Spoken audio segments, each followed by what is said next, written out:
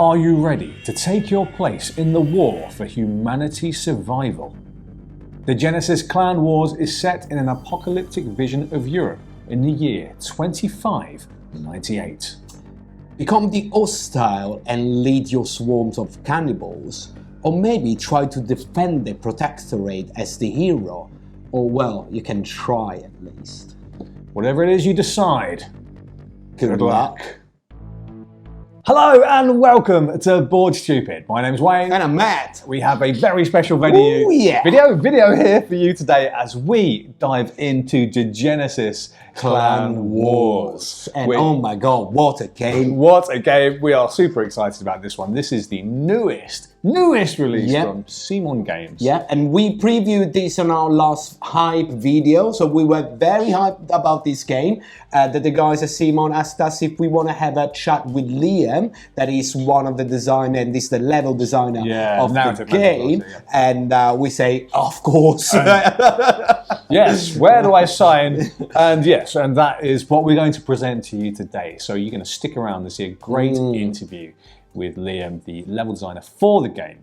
And before that, though, in order to see that, what should the people do? Well, in order to not die in a futuristic wasteland to cannibals eating your flesh, you might want to hit the subscribe button. So all those things are not going to happen to you. But if you don't, I can't. We can't guarantee it. Well, we'll need to see in the year 2400. Yeah, 2598. Yeah, or maybe we'll see. Maybe that will happen to you, but yeah. If you subscribe and you're trying to travel to the future, let us know. It's just for, well, if you click, peace of mind, that's exactly. To you. Why take the risk? Just subscribe. Nice and easy. And while you're traveling to the future, Matt. Yeah, check out the Into the EM link for some nice geeky t-shirts that could be really good in your wardrobe. In your wardrobe or your post-apocalyptic future. Either way. Yeah, and don't forget that we got a 10% discount on everything that you can buy in the shop, on top of any other discounts you can find in the... It's the best kind of discount. Yeah, exactly. It's a discount. It works on top of everything else. Brilliant. But talking seriously, let's go have a look at what the Degenesis Clan War is directly from Liam. From the man himself. Let's go. So, Liam, thank you so much for joining us, and welcome to Board Stupid as well. Very much welcome. We super appreciate you being on the show to talk to us about the amazing looking Degenesis. How are you doing? I'm doing great. Thank you guys so much for having me. I'm back in definitely not sunny Scotland after being in Berlin for all of last week. Wow. But we're going into our second week of the campaign. We're full steam ahead. Yesterday we revealed one of our big expansions. So we dropped this huge clan expansion that kind of expands a bunch of options for the base game. So that went out, which I'm super...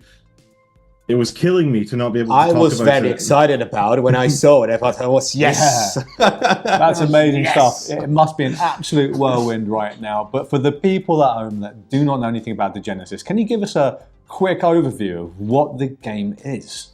So Degenesis Clan Wars is an asymmetric, campaign-based, tactical scale skirmish wargame for 2 to 5 players.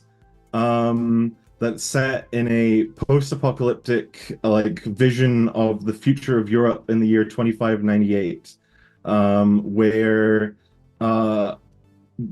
something called the Protectorate, which is a bastion of civilization that's managed to kind of claw itself back from the ruins, is finding itself faced with the consequences of its own actions as swarm upon swarm of kind of savage cannibals that they ousted from their territory are coming back to take revenge for some wrongs that were done to them in their history. I guess I'll give it a little bit less of the marketing explanation. So it's a asymmetric skirmish game. Asymmetric in the sense of one player takes on the role of the clanners, who are these kind of masked savage cannibals. They're like an unending swarm of weak units that they play on the field. And then the rest of the players are the operatives, who are these kind of iconic heroes fighting on the side of civilization, who are individually much stronger, but are much lower in number. This is based on a existing IP, right? Yeah, it's a great IP, early 2000 more or less. It's an IP that when it came out I really liked, especially because the graphic art that goes with the RPG was absolutely phenomenal. So when I heard that CMON and 6MO podcast that now got the IP were collaborating to do something, I was so excited, Liam. You can't believe how excited I was. And with that, Liam, can you give us an insight into how the game plays mechanically? What does that kind of look like? You said it was maybe a one versus all, right? Like with a DM kind of player? Yeah, it's one versus many. It's less of a DM and more of like an overlord in the sense of, I mean, we looked to a lot of games like Hero Quest and Space Crusade. That was gonna be my question. So Wayne knows that Hero Quest is my favorite game ever because I grew up playing that game, and I really like to play the Overlord because I like to play that kind of stuff. So, yeah, amazing, great stuff. It was, I mean, Marco is a huge fan of that. Like, he adores that sort of game. So when it came to like looking for inspiration, we were like, okay, here's this sort of like classic one versus many games. We looked at some of the sort of more modern takes on like similar things. So we played Descent, the Descent 3.0 with the app. I really like Descent as well. Second and third editions, very good stuff though. So I guess, so one player takes on the role, we've called them the hostile. They are trying to, I'll get more into it, but their sort of implicit objective is kill the operatives and try and destroy the Protectorate. And then against them are the operatives, who are individual heroes that are, fighting on the side of civilization and so on. In terms of like the actual gameplay, it's like a skirmish game. Not quite as granular when it comes to like measurements and stuff. So the board is divided up into tiles. Ranges are based on these irregular tiles, and on like a round by round basis, the operatives get to move, shoot, attack, and the hostile gets to do the same in return. One of the funky things that I find very interesting about the game, in terms of just mentioning like the rounds and stuff, we wanted to make sure that the game could scale based on like, okay, maybe you don't have 5 players, but you have like 3. You can either, each player just picks 2 operatives or something and just controls multiple, but there's also a kind of inbuilt scaling mechanism. So if you want to just play like 2 operatives, the game will work completely fine. Okay. Because the way that the actions are traded around, it's a very it is like trading between you. So at the beginning of each round, the hostile gives out these little tokens called edges that you use to take your actions. And whenever you take your actions, you have to hand it back to the hostile, and then they can use it to use their own units. And so if there are fewer operatives, then there are fewer tokens being traded around. Fair enough. And there's like a natural balance that kind of evens out and makes sure that there's no, if you have like two people in the field, even if the mission is set up for the same number of enemies, they're not swarming you quite as much. Okay, as if they were before.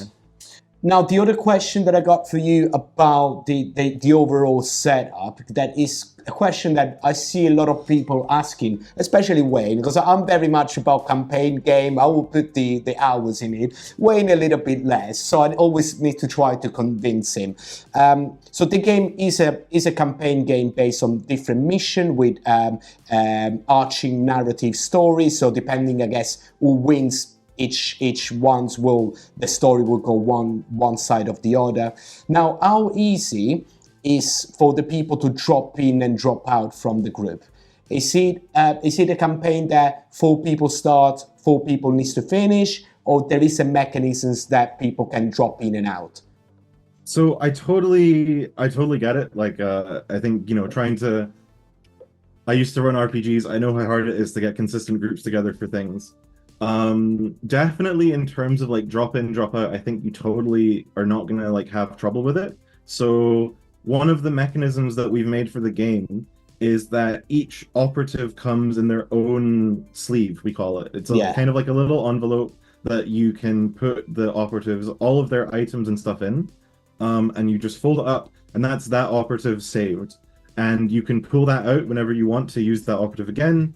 And it means that whenever you go between missions or something, it's like super trivial to just sort of put it all away, bring it back out. In terms of the narrative, I think that one of the big things that we wanted to bring with Clan Wars, Degenesis was hard to get into. There was a lot of content, and to kind of catch up to where the story was at any given point, you kind of had to like start at the beginning, and then you go through one adventure, and then the next, and then you go through the big source book and stuff. So with Clan Wars, one of the things that we really wanted to do was like ease that narrative requirement.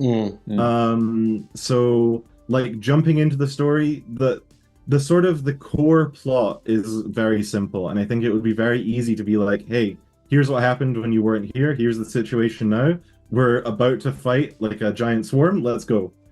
And that makes sense. The sort of the stakes are very clear, the stakes are like very stark. It's a case of like, if you fail, then the Protectorate dies, and so does civilization.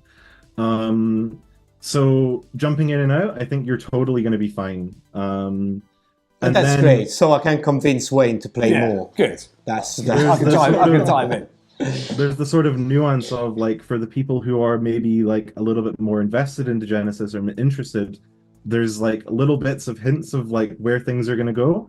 So scattered throughout the book, there's like little lore hints, and when you run into like terrain elements, you get a little bit of like little like flavor text read out to you that gives you a little hint of what this is. And for the people who are like super keen, I think they're going to find a lot of things that they're interested in, but it's completely optional stuff, you know? Like the core experience works even without that extra context. That's great. Yeah, fantastic stuff. You mentioned about the great interactivity between the hostile player and then sort of the clanners as well. And I just kind of want to know, is there like a big incentive for the hostile player to win, or are they more like trying to be an interactive kind of, you know, make the game nice for everybody? Is it kind of balanced between the two sides? If I'm playing the Overlord, should I be going out all guns to kill everyone else? I think first of all, I would say yes. You want to be kind of going in for the kill. Great. The way that the game is kind of balanced, I tend to think of it as the operatives are kind of fighting for their life in every moment. The hostile is kind of playing a longer game in a sense.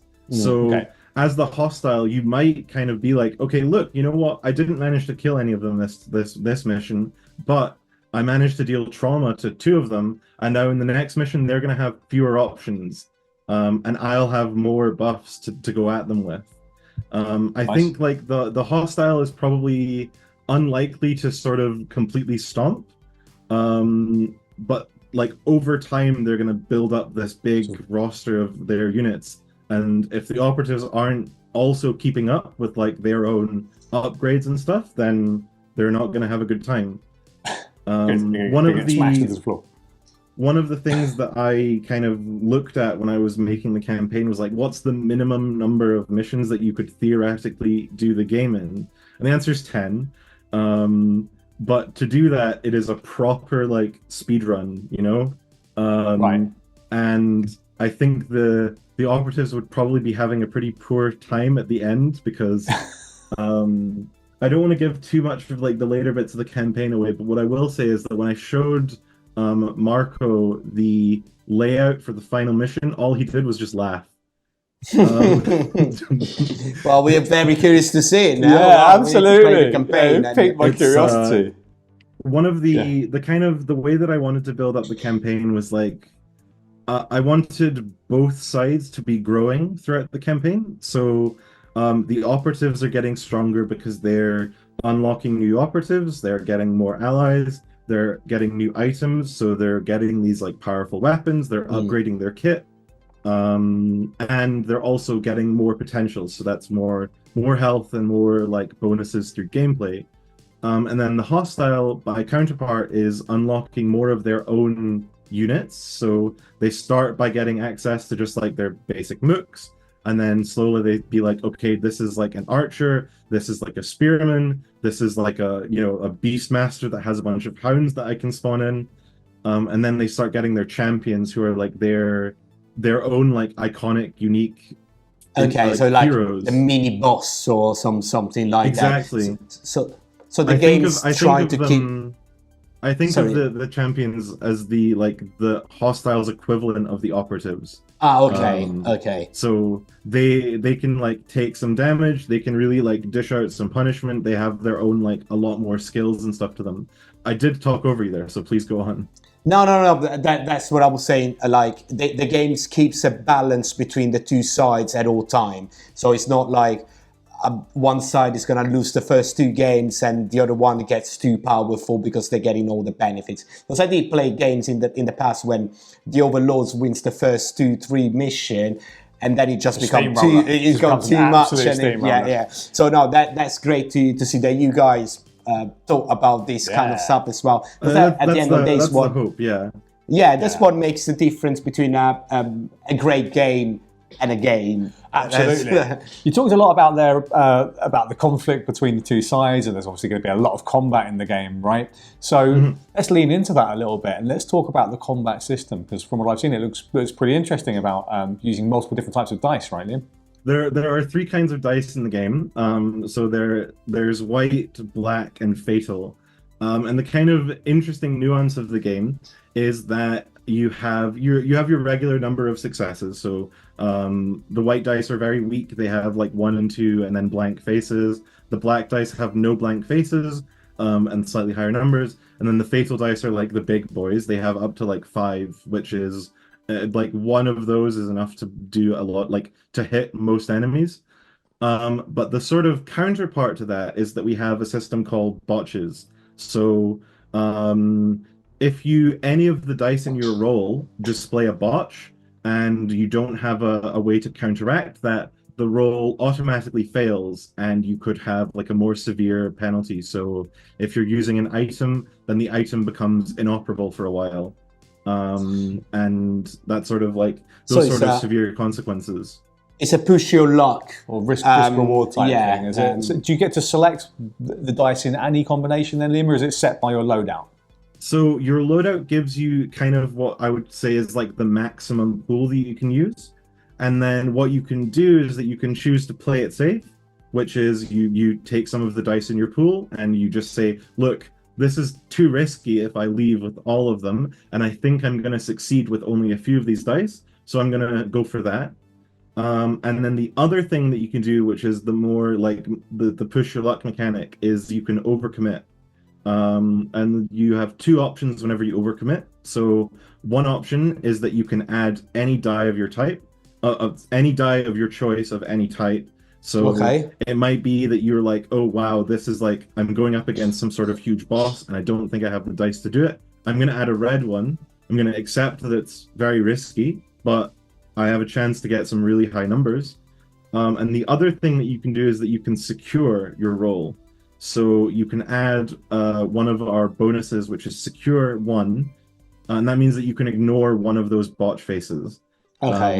So it will still be 0, like it won't count towards the value. But if the rest of the dice fail it, sorry, there's some kind of like fail. A dice mitigation, a roll mitigation, all that stuff. That's great. And another things about the fighting phase is that the things that I really like that the player boards are basically 2-sided. So you got your the primal one and the focus version of the same character. But my understanding is that the primal version of your character is a berserker melee rage fury with a maniac with foam coming out of your mouth, while the focus one is more for like a sniper, kind of like a shooting, more like relaxed. And how do you decide which one? Is it like can you jump between the 2 stances, or what's the So on your turn you can take one of your 2 actions to flip between the 2 states. So as you said, like the focus and primal thing was one of the things that we took from Degenesis originally. So each character would sort of decide at character creation, am I focus or am I primal, and it represents like what's their like core personality lean. And for Clan Wars, we kind of were like, okay, we really love this idea. And we played a couple of games. So we played Descent, and we adored the double-sided boards. And we're like, okay, this is like a really interesting angle, and it's a really cool tactile feeling, but we feel like we could use this more. So we turned that into like a core system. And as you said, so focus, sort of cold logic, and using like technology and ranged weapons. And primal is like emotion, passion. It's melee. It's getting up in someone's face and punching them.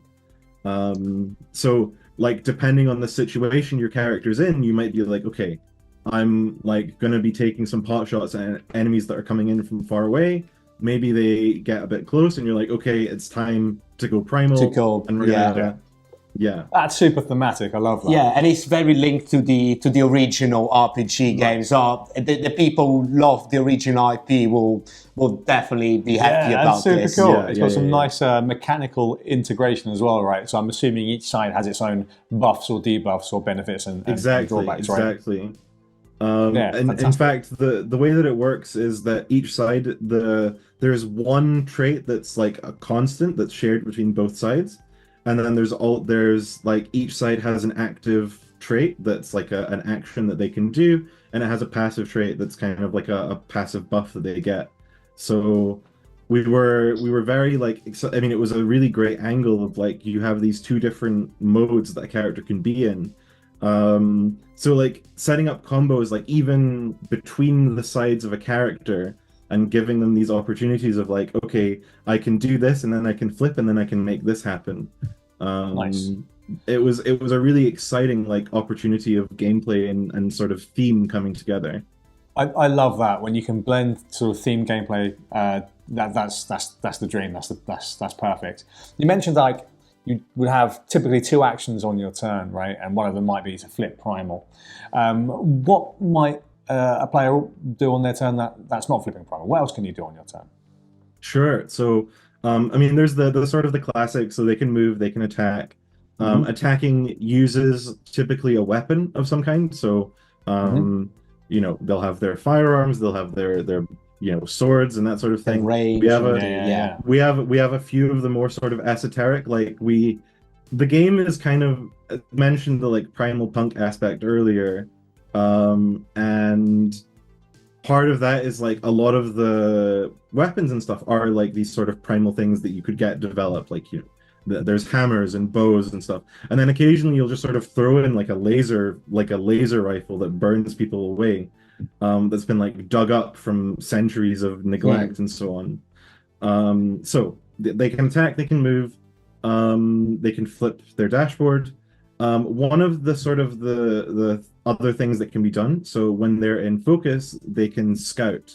So the cockroaches are much better at using the terrain than the operatives are. So that means that whenever they're spawned, they are basically they're called threats. You can imagine them like blips or something. You know, like they're somewhere on a tile, but not defined enough for anyone to target. So the operatives need to take the time to scout them, like pinpoint them, reveal them, and discover like what kind of unit this is. And at that point, they can then target the units. And then of course, go on. I will say, and on the table, these blips and stuff that are represented by the tokens that the overlords put on the map. So and can this token be not unit? Can they be like traps or something like that as well? Yeah, exactly. A lot of the cockroaches can place down like traps or decoys and stuff like that, and kind of like play mind games. The hostile one of their units can attack without revealing themselves. So at that point, it's like one of these threats has just attacked you. Which one? Good luck finding out. You know, like a blow dart has just blown past your head, and you can't work out like where it came from. So that like information. The scout is a very cool mechanic that the player are are kind of like pushed to use as much as they can. And I guess the Overlord used the fact that, well, you waste your turn scouting stuff while I do all my things. Nice. Yeah, amazing. That's exactly it. It's a case of like, you know, in the early game, you'll probably have enough time to like reveal everything and stuff like that. But later on, it's going to turn into a case of like, okay, cool, you revealed 2 of these guys, but 10 more of them are coming your way. And that turns into then you kind of have to start making these decisions about like, do I wait to scout them out, or do I kind of accept like, so when an operative goes into a tile where a threat is, they are ambushed, which means that the hostile unit gets a free attack on them. And it might be a case of like, you just kind of are like, look, I think this is a decoy, I'm just going in. And if that works out, you're like golden, you know, you've called the bluff, you've won. If it doesn't, then maybe you're having a bit of a bad time. Yeah. So this sort of like information game playing back and forth is something that I find really, really interesting. Yeah. Awesome. So we see that there's some great variety in sort of the map setups that you can have, because it's a sort of a modular map type board, right? And then also it comes with maybe some terrain sets as well, William. Yeah. So again, this is a Renard design, so I can gush about it a bunch. The way that each mission has its own unique map. And it's assembled from what we've called sectors, which are these big, you know, big tiles of with the landscape drawn on them. The kind of the nuance with these is the modularity of them. So they're very easy to connect together. Basically there are kind of shared like connection points that are like the same terrain is on each one on a border, and then in the middle is where the sort of the difference is, and that makes it like really easy to put a whole bunch of different options together. On our campaign page, I did a very, very quick set of maths, and I estimated that there are maybe about 10,000 combinations of maps. Ooh. But that's like a huge asterisk, because statistics is my deepest foe. I am not good at statistics. Well, even if you're off by a significant factor, that's more than enough game. Quite a lot to play there. Because each side has 14 sectors that can be all put together, and then all of the sectors can be put together in a bunch of different ways. We limited ourselves for the core box, so each map must fit inside a 90 by 60 centimeter area. Fair enough. Yeah. Partly because that's like a fairly reasonable table space to run a game on. Partly because Marco really likes that aspect ratio, and when I tried to present all of the maps that weren't on like a black background with that ratio, he didn't like them.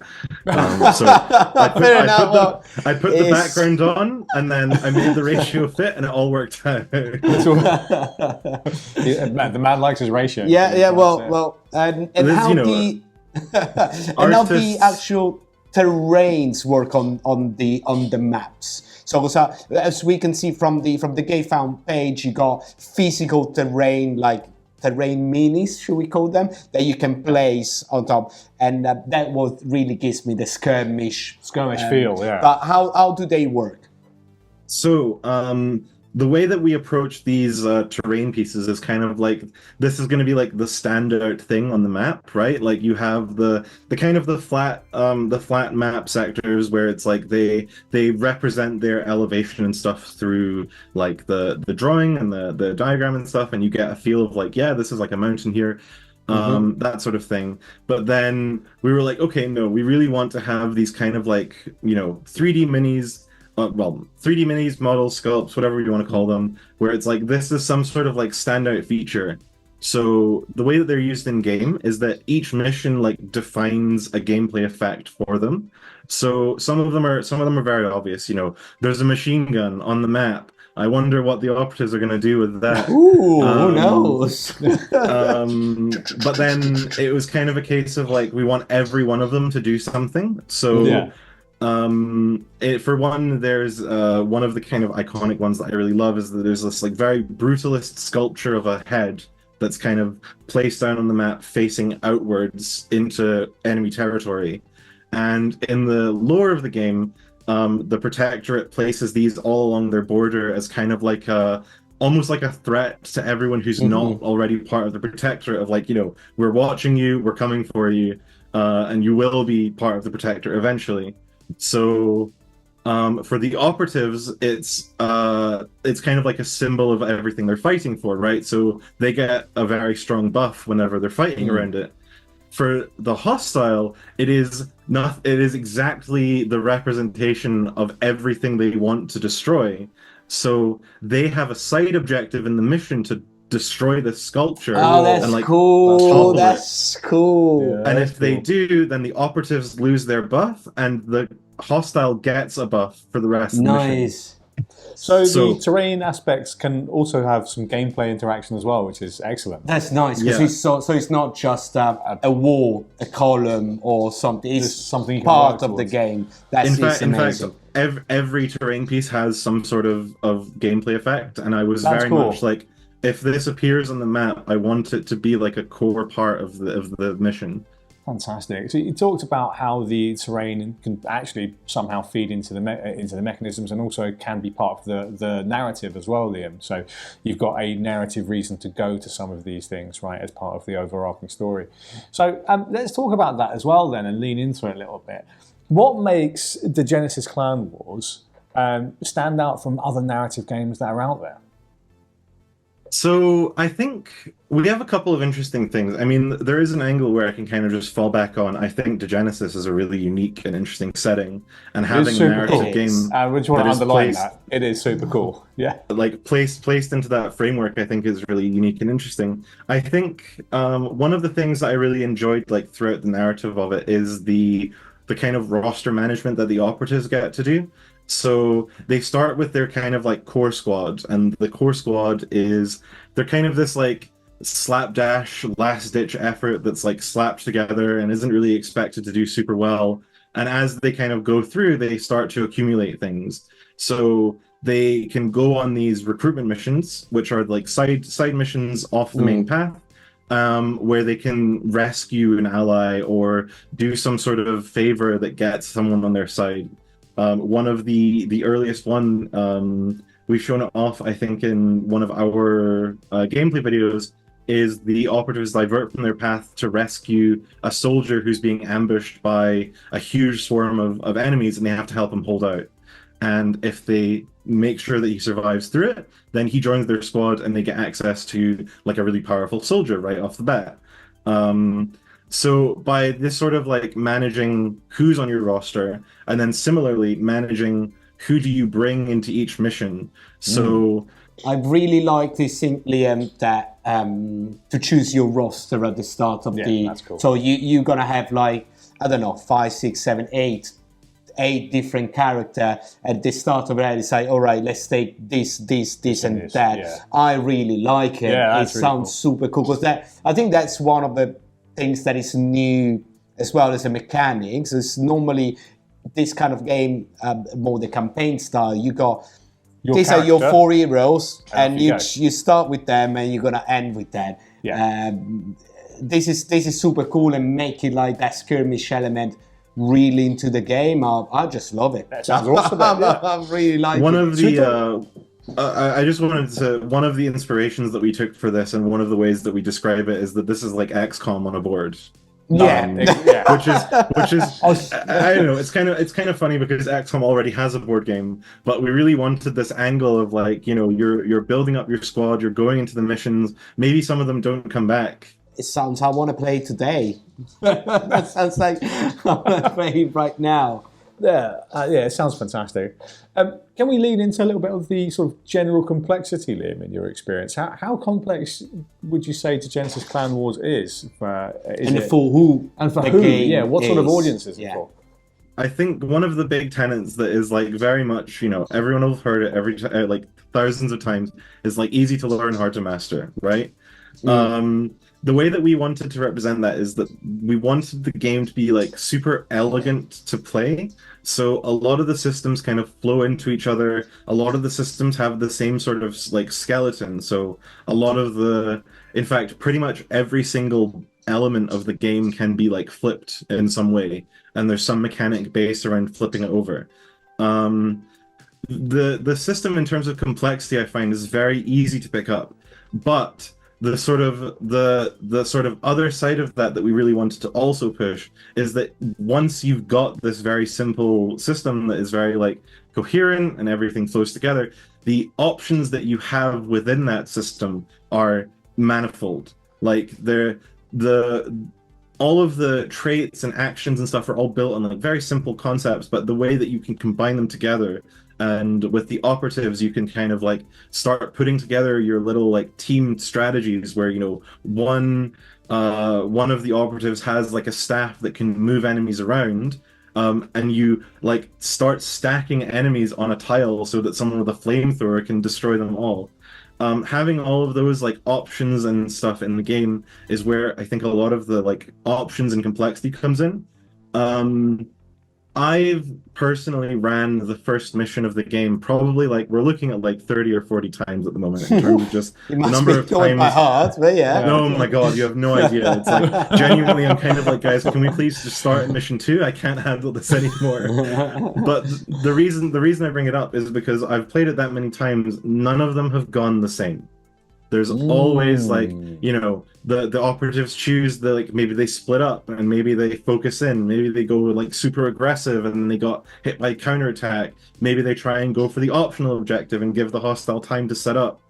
So you've got a framework which is relatively straightforward, and then within the framework you've got lots of component actions and combos and strategy and tactical decisions. You get the interaction between different operators and the loadouts and the mind games that the overlord's gonna play with you, because it makes you believe something, trying to move the troops in one way. Absolutely, that is great. I can't wait to play it. I say it again. Alrighty, I've got one final question for you, Liam, and thank you so much again for spending so much time with us. It's super generous of you. So I just want to ask you what your favourite thing right now is about Degenesis Clan Wars, and what would you say to people that are currently on the fence about backing it? Man, you really had to pick the most difficult question for last at this point. Of course. I have a really fun, like, one of my favorite mechanics in the game that I got to come up with that I wasn't able to talk about until yesterday. Ooh, so nice. Fresh in the Phosphorates expansion, so it adds like a new clan to the game. It's like an entire new faction for the hostile to play, and they've got their own campaign to go through. The Phosphorites sort of orient their entire lives around their like calendar. So it's all about like the patterns of like zodiac signs and the sort of like setup of what different days are and so on. And we were thinking about how do we represent this in game. And in the core box, there's these things called swarm cards that are kind of like special one-off bonuses that the hostile gets. And you know, I knew that we were going to have some sort of analog to that system, but I wasn't quite sure what that sort of system would look like, and it didn't feel right to just sort of copy-paste it, you know, like the cockroaches of the swarm, the Phosphorites don't really have that sort of like same aesthetic. They should have something to themselves. So what we came up with is what we called calendar cards, where the hostile at the start of every mission gets to decide what day it is. And based on that, they can put into play a bonus that lasts for the entire mission, but they can't use it ever again. So they need to select it. A lot of these, that's cool. They literally like select what day it is in terms of like the significance of the stars. And a lot of these are based around like sort of timed mechanics. So for an example, their units might get a bonus every prime numbered round, or they might be able to take like a timer that's in the mission booklet. So the Phosphorite campaign is like a sort of like a chase across the landscape where they're trying to like whittle the enemy down. The example I use for it, do you know the suicide mission for Mass Effect 2? Yes, very well. That's the Phosphorite campaign. Amazing. I'm in. You sold me. You sold me with that. That sounds amazing, mate. That sounds tremendous, Liv. I'm super sold on that. That sounds fantastic. And for anyone that's kind of interested in Degenesis, what do you say to them? I think, well, first off, I'd mention that the entire universe of Degenesis is free to look at online. So all of the RPG books are all free to download on our website. So if there's even like an inkling of curiosity and you want to dig a little deeper, they're all completely available. You can just go and skim them. We have even like a little reading list if you want to really go in. But what I'd say is that if you want a game where you and your friends can try and fight a rabid horde of cannibals that are trying to destroy civilization with a system that is really easy to pick up, really fluid, and that leads to a lot of fun moments, or you want to control a rabid horde of cannibals that's trying to destroy all of your friends, I really think this game is for you.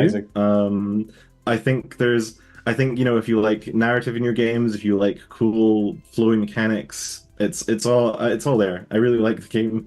And again, it looks amazing. As Ian say, go check the CMON Vodka website where you can find the downloadable book for the Degenesis. Read a little bit of the lore because it's absolutely fantastic.